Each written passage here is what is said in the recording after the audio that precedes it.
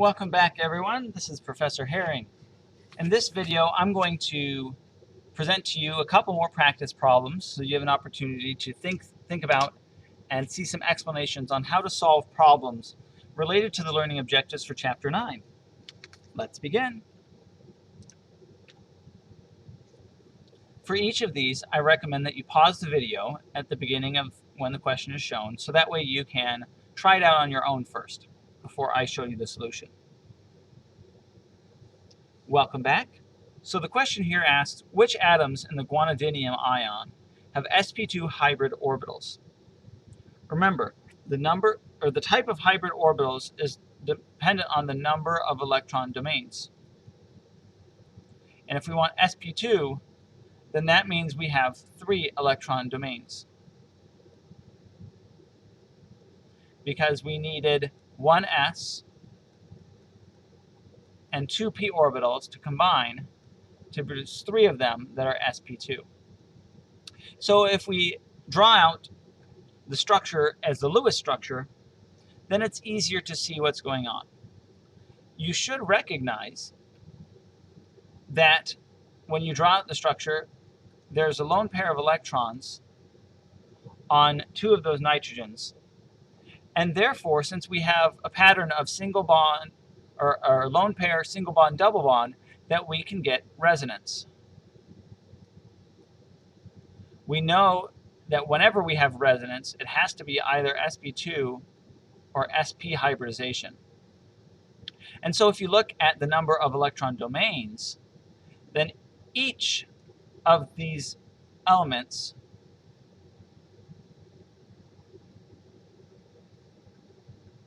has 3 electron domains. Therefore, all of them must be sp2 hybridized.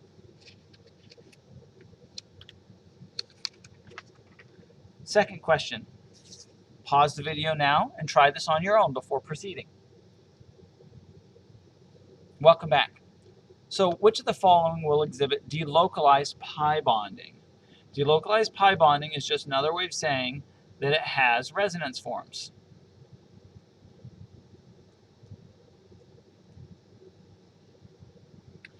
Looking for the patterns of resonance, we need to have lone pair,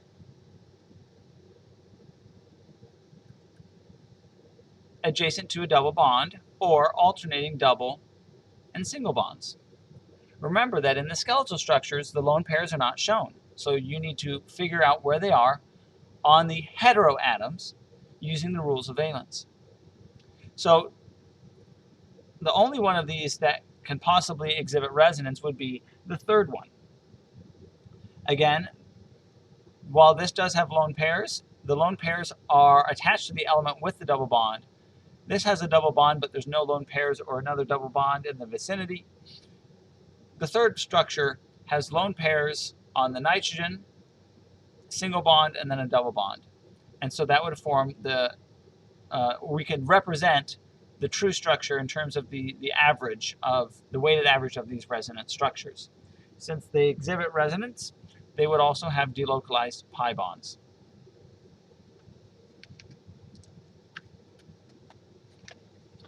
The third question here.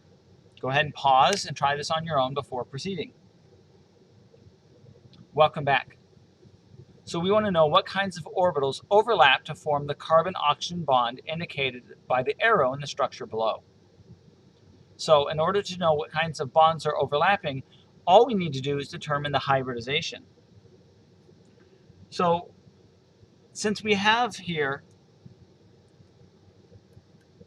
we need the skeletal structure, we needed to put on the lone pairs of electrons. When we do that, we recognize that we have identified a molecule that can have resonance. We could draw the 2 resonance forms like follows. Because it has resonance in this region, then that means that these have delocalized pi bonds. And since both oxygens are participating in that delocalized pi system, they must be sp2 hybridized. The carbon is clearly sp2 hybridized because it always is shown as having 2 domains. So since this is sp2 hybridized and we have delocalized pi bonds as observed through the resonance, we have to have combining sp2 with sp2 orbitals, and those are forming the sigma bonds. But then we also have the unhybridized p orbitals that are forming the pi bond. And so we'd have a p with a p overlap. And that gets us then the sp2 to form the sigma, and the p orbitals to form the pi bonds. Okay, let's try one more of these.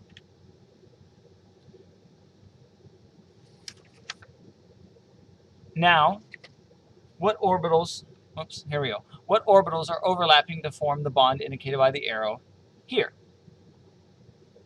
Again, if we take a look here, we can see that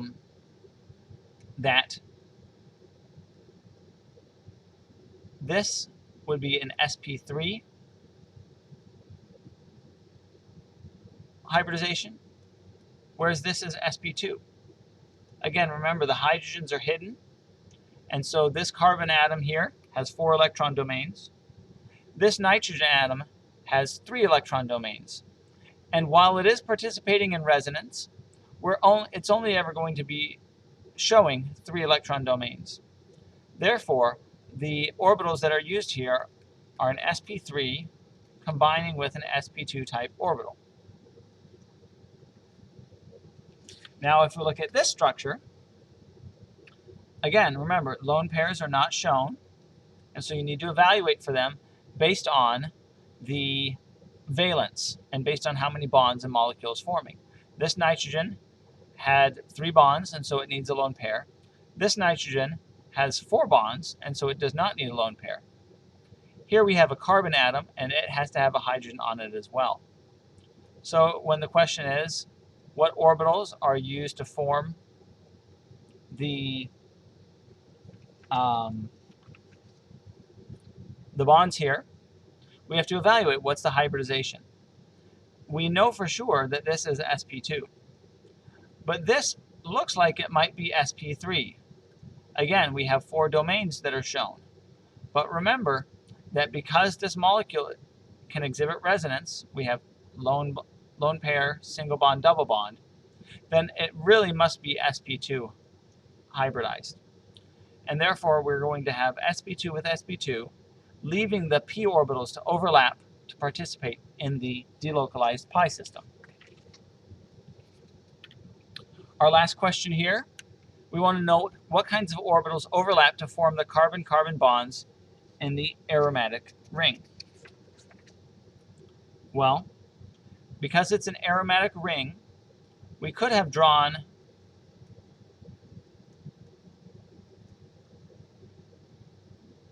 the structure with the following resonance, and therefore we know, since it has delocalized pi bonding,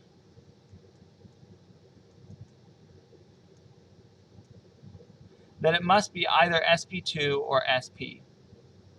And since it has 3 electron domains, we know that those must be sp2 hybridized. And again, the delocalized pi bonding implies that we have p-p orbitals that are involved as well. All right, that's it for these problems. If you have questions about these, then please ask on Piazza, in office hours, or recitation. Thanks for watching and have a great day.